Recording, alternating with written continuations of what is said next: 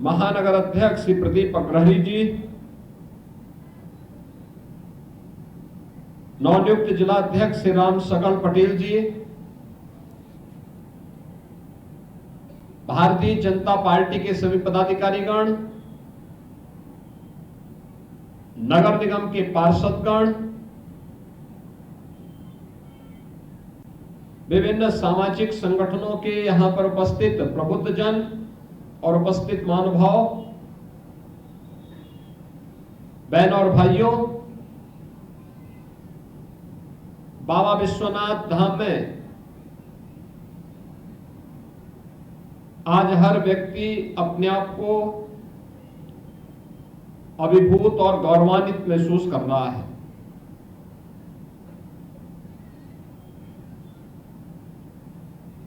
आज से 12 वर्ष पहले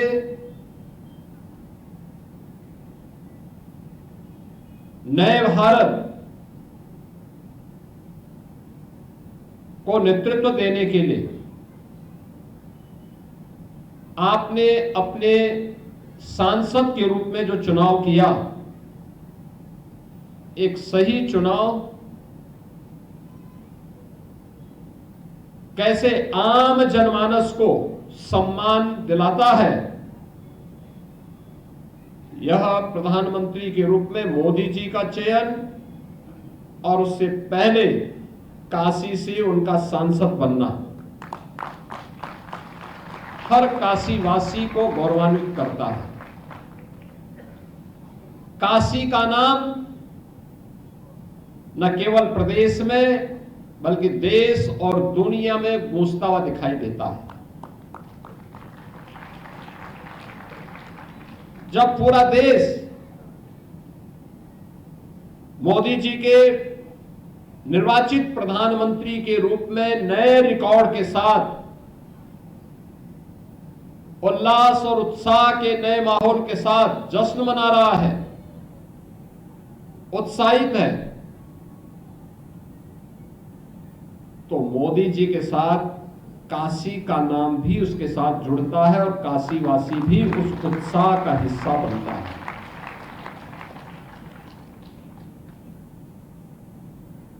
पूरी दुनिया में जहां कहीं भी कोई राष्ट्राध्यक्ष 12 वर्ष के इस कालखंड को देखता है और भारत की तुलना करता है,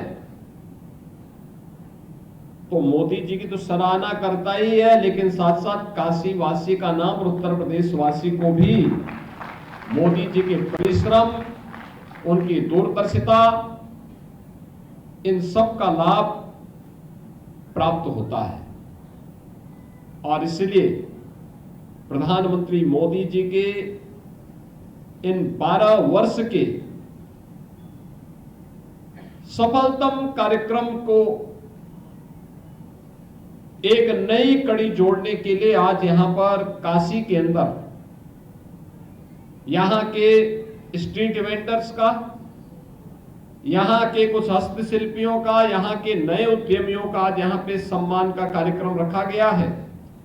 मैं इस अवसर पर प्रधानमंत्री मोदी जी के 12 वर्ष के सफलतम इन कार्यक्रमों को और प्रधानमंत्री के रूप में देश को यशस्वी नेतृत्व प्रदान करने की उनकी क्षमता का हृदय से अभिनंदन करते हुए पूरे काशीवासियों को भी बधाई देता हूं।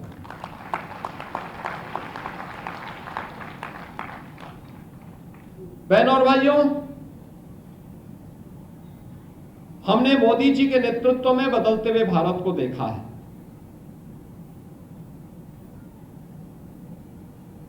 याद करिए, एक ऐसा भारत 2014 के पहले का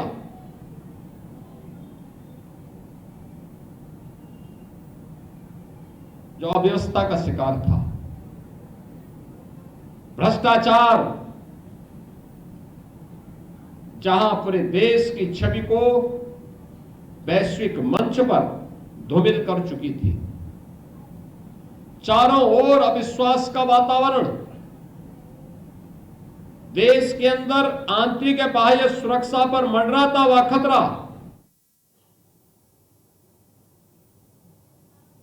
हर एक तबके में निराशा और हताशा, जो उद्यमी था, पिछली सरकारों की गलत नीतियों ने उसे श्रमिक बना दिया। जो श्रमिक था वो प्लान करने को मजबूर था। जो अन्नदाता किसान था, अन्नदाता किसान आत्महत्या करने के लिए मजबूर था। नौजवान की प्रतिभा और ऊर्जा का लाभ जिस प्रदेश और देश के विकास में लगनी चाहिए थी, वो नौजवान सरकार की नीतियों के कारण, सरकार की गलत नीयत के कारण हताश और निराश था। उसके लिए न नौकरी थी, उसके लिए न रोजगार था, न उनके लिए कोई दिशा थी। महिलाएं असुरक्षित थी। हर योजना लागू होने के पहले भ्रष्टाचार की भेड़ चढ़ जाती थी। याद करिए, 600 जनपद देश के अंदर, उनमें से 120 जनपद नक्सलवाद के शिकार थे। देश की सुरक्षा पर खतरा किस रूप में था कि घुसपैठ होती थी, और उस समय की सरकारों के सामने जब हम इन मुद्दों को उठाते थे तो सरकार, उस समय की सरकार, 2014 के पहले की सरकार संसद में क्या वक्तव्य देती थी कि इस पे ज्यादा वक्तव्य नहीं देना चाहिए क्योंकि रिश्ते खराब हो जाएंगे।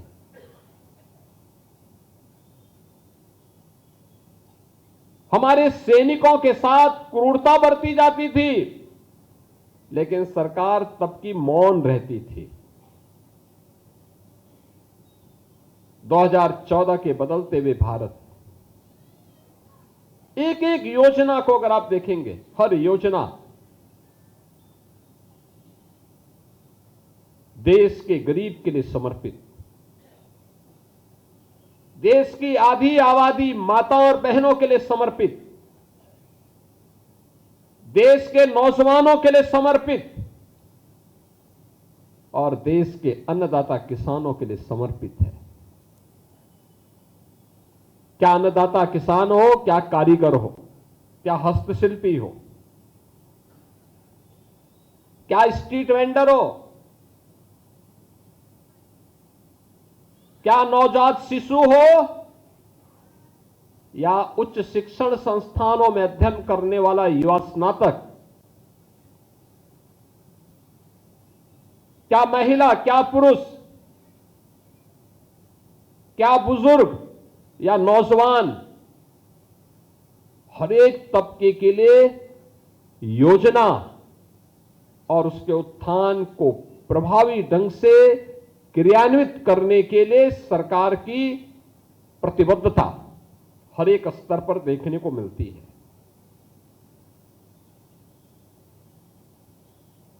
कोई सोचता था कि देश के अंदर जनधन अकाउंट के नाम पर हर गरीब का बैंक में खाता खुलेगा?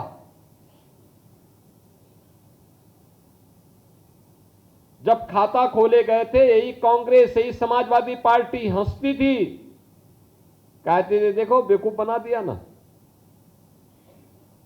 लेकिन जब मोदी जी ने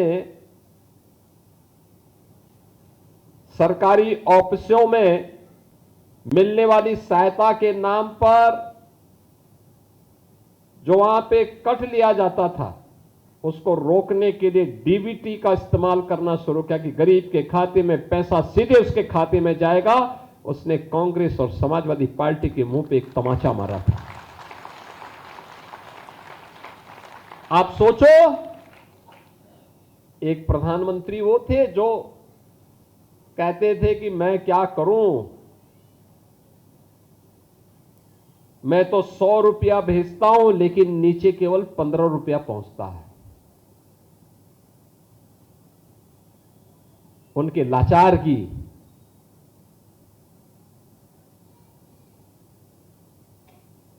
और एक प्रधानमंत्री मोदी जी हैं जिन पर हर भारतीय गौरव की अनुभूति करता है। मोदी जी कहते हैं मैं 100 रुपया भेजता हूं तो 100 रुपया सीधे गरीब के खाते में जाता है। यह है जनधन अकाउंट का और तकनीक का समन्वय, जो 2014 के पहले नहीं हो पाया था।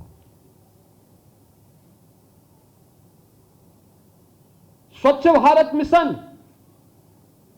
कैसे स्वच्छ भारत मिशन के अंदर कैसे परिवर्तन ला सकता है, कैसे गरीब बच्चों को, गरीब तो गरीब है, वह किसी जाति का हो सकता है, किसी मत और मजहब का हो सकता है, बच्चे बच्चे होते हैं,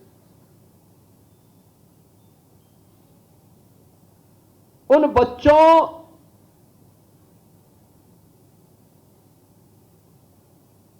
की असमय होने वाली मौत तत्कालीन सरकारों को विचलित नहीं करती थी।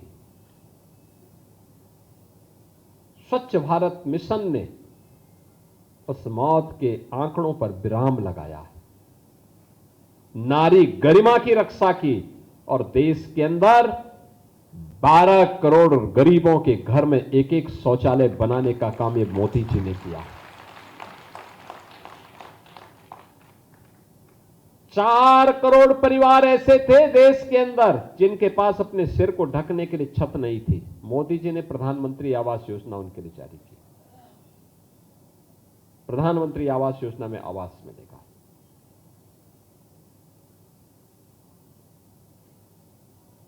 याद करिए, एक गरीब बीमार होता था, उसके उपचार के लिए परिवार के पास साधन नहीं होता था। अंत में थक हार करके, जब साधन नहीं है, पैसा नहीं है, वे घर में आकर के उसकी मौत का इंतजार करते थे। तिल तिल करके किस प्रकार की मौतें होती थी। पैसा नहीं है, या तो कर्ज लेकर के उपचार कराओ, सामर्थ्य नहीं है तो अपने परिवार के, अपने आंखों के सामने परिवार के किसी सदस्य को तड़पते हुए देख करके क्या वेदना रही होगी, उस वेदना को 2014 के पहले क्यों समझने का प्रयास नहीं हुआ? क्यों पहले समझने का प्रयास नहीं हुआ? क्योंकि संवेदना नहीं थी, उन सरकारों में संवेदना नहीं थी, गरीब की पीड़ा को समझने की सामर्थ्य नहीं थी। उनके लिए उनके परिवार से बढ़कर के कुछ नहीं था। लेकिन मोदी जी ने संवेदना दिखाई। देश के अंदर 60 करोड़ लोगों को प्रधानमंत्री आयुष्मान भारत में 5 लाख रुपए की स्वास्थ्य बीमा का कवर देकर के कहा, जाइए सरकारी हॉस्पिटल हो या प्राइवेट हॉस्पिटल, फ्री में उपचार हम कराएंगे। और तब होता है जब कोई संवेदनशील व्यक्तित्व देश का नेतृत्व करता है। उन्होंने किसी का चेहरा यहां पे भी नहीं देखा। तो 2013 में कहा, 2014 में कहा, सबका साथ सबके विकास का, उसको लागू भी किया। याद करिए, कोरोना कालखंड में दुनिया पस्त है, मोदी जी गांव गांव जा रहे हैं, जनपद जनपद जा रहे हैं, देश के अंदर भ्रमण कर रहे हैं, फ्री में टेस्ट, फ्री में उपचार, फ्री में वैक्सीन, फ्री में राशन। भारत के अंदर प्रधानमंत्री गरीब अन्न योजना के माध्यम से 80 करोड़ लोगों को फ्री में राशन की सुविधा का लाभ। दुनिया के अंदर कहीं नहीं, अकेले भारत। कोविड प्रबंधन का एक मॉडल, क्योंकि मोदी जी ने गरीबी देखी भी है और गरीब की इस पीड़ा को समाप्त करने की सामर्थ्य भी बाबा विश्वनाथ और मां गंगा ने उन्हें प्रदान की है।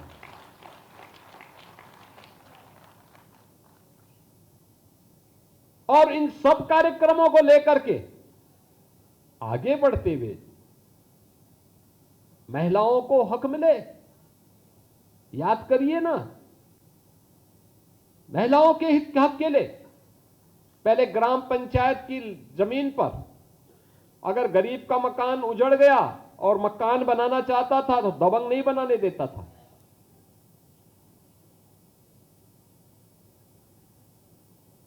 मोदी जी ने ग्रामीण अभिलेख के माध्यम से घरौनी की योजना प्रारंभ की और घरौनी वितरण का कार्यक्रम हर गरीब के लिए। देश के अंदर 3 करोड़ परिवारों को जहां पे उसका आवास है वहां का मालिकाना अधिकार मिला और ये सार्वभौमिक अधिकार महिलाओं को उपलब्ध करवाए मोदी जी ने। 3 करोड़ लखपति दीदी,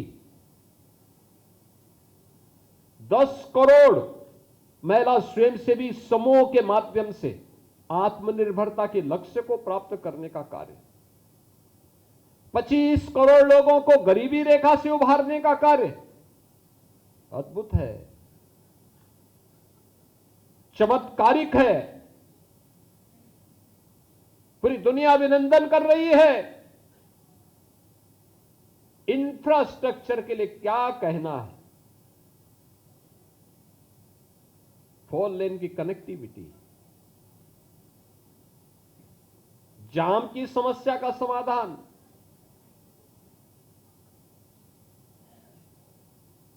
फ्लाईओवर बनना हो या रोड ओवर ब्रिज, ब्रिजेज बनने हैं, फटाफट कार्य। जो काम काशी में 70 वर्ष में नहीं हो पाए, मोदी जी ने 12 वर्ष में काशी के अंदर और प्रदेश के अंदर और देश के अंदर करके दिखा दिया। आज आप देख रहे होंगे देश के अंदर एक्सप्रेसवे बन रहे हैं, हाईवे बन रहे हैं, एयर कनेक्टिविटी बेहतरीन हो रही है। पहले की तुलना में 1947 के पहले से लेकर के, यानी जब से वायु सेवा भारत के अंदर आई होगी तब से लेकर के 2014 तक जितने एयरपोर्ट बने थे, मोदी जी के आने के बाद 12 वर्ष में उससे दुगने एयरपोर्ट बने हैं देश के अंदर।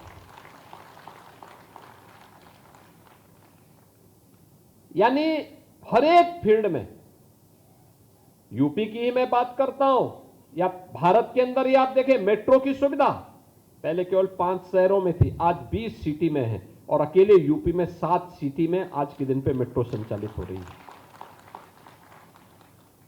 इनलैंड वाटरवे, देश का पहला इनलैंड वाटरवे वाराणसी से हल्दिया के बीच में संचालित है। इसकी अत्यंत ताकत है। यहां के सामान को, यहां के प्रोडक्ट को दुनिया के बाजार तक पहुंचाने के लिए, और इस सामर्थ्य का लोहा पहली बार मोदी जी ने उसको ढूंढा और उसको प्रभावी ढंग से किया। पब्लिक ट्रांसपोर्ट की सुविधा का नया मॉडल क्या हो सकता है?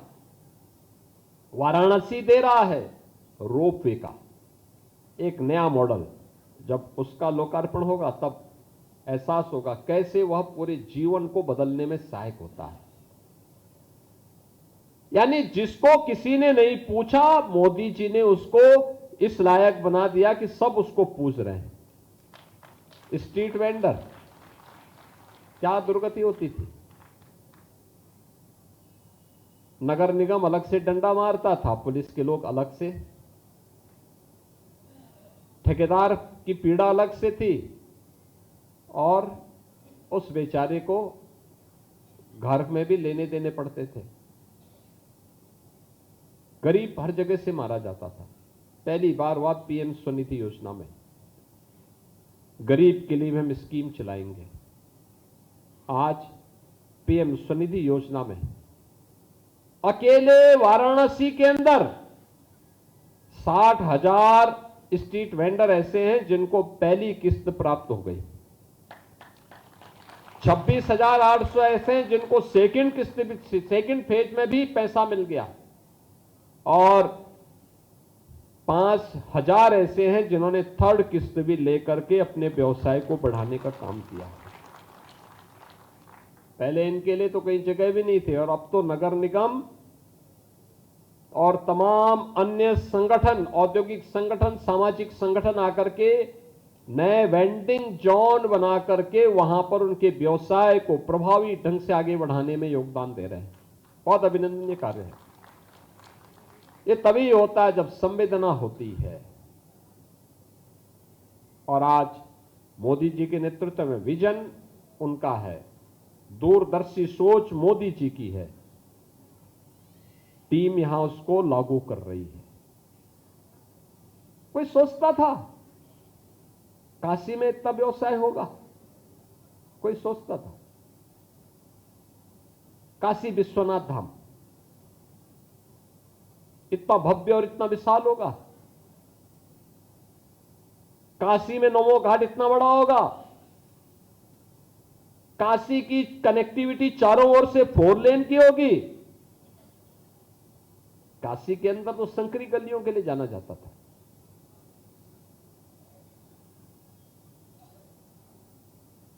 आज काशी को एक नई पहचान दिला रही है, प्रदेश को एक नया पहचान मिल रहा है। देश के सामने सम्मान होता है, पूरी दुनिया आती है काशी में। जब लोग नहीं आते थे तो लोगों के मन में धारणा होती थी, अरे साहब वहां अव्यवस्था है, गुंडागिर्दी है, अराजकता है, कोई विकास नहीं हुआ है, लोग नहीं आते थे। तो यहां के लोग भी जाते थे तो उनको भी अपमान होना पड़ता था। आज आप जाइए, काशी का नाम कहीं ले लीजिए, यूपी का नाम कहीं ले लीजिए, देश के अंदर उस व्यक्ति के सामने वाले व्यक्ति देख करके, उस जो व्यक्ति 14 के पहले या 17 के पहले जो व्यक्ति आपसे 10 कदम दूर भागता था, आज जब वह आपको देखता है तो उसकी इच्छा होती है कि आपको गले लग ले। ये जो परिवर्तन हुआ है ये आप सबके सामने। काशी विश्वनाथ धाम हो, 500 वर्षों का इंतजार समाप्त हुआ। अयोध्या में श्री राम जन्मभूमि में भगवान राम विराजमान हो गए, भव्य राम मंदिर का निर्माण हो गया। कोई सोचता था ये होगा कभी? आज हो गया। मां विंध्यवासिनी धाम का निर्माण, भव्य कुंभ, कुंभ में कितनी भीड़ आई होगी गत वर्ष, काशी से ज्यादा कौन जानता है। 1 महीने तक, लगभग 1.5 महीने तक काशी में भी जाम की स्थिति थी। रोज 15 से 20 लाख श्रद्धालु काशी भी आते थे।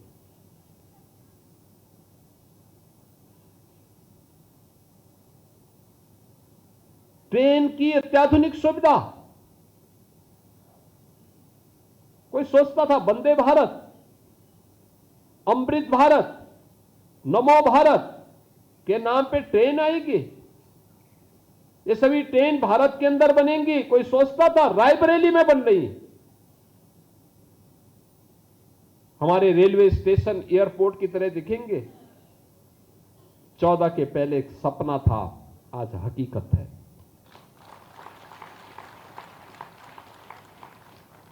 काशी के घाट इतने सुंदर होंगे, 14 के पहले सपना था, आज हम अपनी आंखों से देख रहे हैं। ये जो परिवर्तन है हर एक क्षेत्र में, आस्था का है, अर्थव्यवस्था का है, कारीगर का है, स्ट्रीट वेंडर का है, युवा का है, महिलाओं का है, एक एक योजना, बेटी के जन्म लेने से लेकर के उसकी शादी ब्याह तक की योजना, बेटी के पढ़ाई से लेकर के उसको आत्मनिर्भर बना करके। और अब तो मोदी जी ने व्यवस्था भी कर दी है कि जिस विधानसभा और जिस लोकसभा में कानून बनता है वहां पर भी कम से कम 33% महिला चुन करके जाएंगे, कम से कम 33%। पुख्ता इंतजाम करके कर दिया है मोदी जी ने। यानी हर एक स्तर पर, हर तबके के लिए काम, उनका उत्थान। संकट में देश कैसे खड़ा होता है याद करना। आज ऊर्जा का वैश्विक संकट छाया हुआ है। अमेरिका जैसा देश जो दुनिया की सबसे बड़ी सामरिक ताकत है, वहां महंगाई लगभग 4 गुना बढ़ी है। दुनिया के अन्य देशों में भी हालत खराब है। आपके यशस्वी नेता, आपके लोकप्रिय सांसद और देश के यशस्वी प्रधानमंत्री मोदी जी के कारण वैश्विक ऊर्जा संकट में भी भारत मजबूती के साथ अपने नागरिकों के साथ खड़ा है, उनके उत्थान के कार्यक्रमों को आगे बढ़ा रहा है। बहनों और भाइयों, ये तभी होता है, ये नियति होती है। एक देश अव्यवस्था से, अराजकता से, असुरक्षा से, भ्रष्टाचार से मुक्त होकर के एक शानदार यात्रा में आगे बढ़े, वह देश जिसके सामने पहचान का संकट था, वह देश कैसे महान हो सकता है, वह तभी संभव होता है जब कोई महान व्यक्तित्व उसका नेतृत्व करता है। और काशी वासियों को इस बात पर गौरव की अनुभूति होनी चाहिए कि वह महान व्यक्तित्व कोई और नहीं, काशी का सांसद है, काशी का सांसद है। काशी की गलियों में काशी के नागरिकों से मिलते हुए, काशी के जनप्रतिनिधियों से मिलते हुए, काशी के स्ट्रीट वेंडर के साथ बातचीत करते हुए, काशी के उद्यमियों के साथ बातचीत करते हुए, काशी के व्यापारियों के साथ, काशी के किसानों के साथ, काशी के युवाओं के साथ, काशी के स्पोर्ट्स पर्सन के साथ मोदी जी के द्वारा जो बातचीत होती है, वह बातचीत केवल बातचीत नहीं होती, वह देश की योजना को बनाने में भी सहायक होती है और उसका लाभ पूरा देश लेता है। और उस योजनाओं में एक झलक अभी मंच पर हम लोगों ने देखा है। इस अवसर पर मैं बाबा विश्वनाथ से, मां गंगा से प्रार्थना करूंगा, प्रधानमंत्री जी का यह यशस्वी नेतृत्व लंबे समय तक देश को मिले, वे स्वस्थ रहे, देश को अपना यशस्वी नेतृत्व देकर के भारत को आत्मनिर्भर और विकसित भारत की संकल्पना को, जो उनका संकल्प है, संकल्प के साथ हर उत्तर प्रदेश वासी, हर काशी वासी उनके साथ कदम से कदम मिलाकर के उनके नेतृत्व में आगे बढ़ेगा और विकसित भारत के उनके संकल्पों की पूर्ति करने के लिए पूरी प्रतिबद्धता के साथ कार्य करेगा। इस विश्वास के साथ मैं आप सबको प्रधानमंत्री मोदी जी के सर्वाधिक समय तक प्रधानमंत्री के रूप में, निर्वाचित प्रधानमंत्री के रूप में इस यात्रा का अभिनंदन करते हुए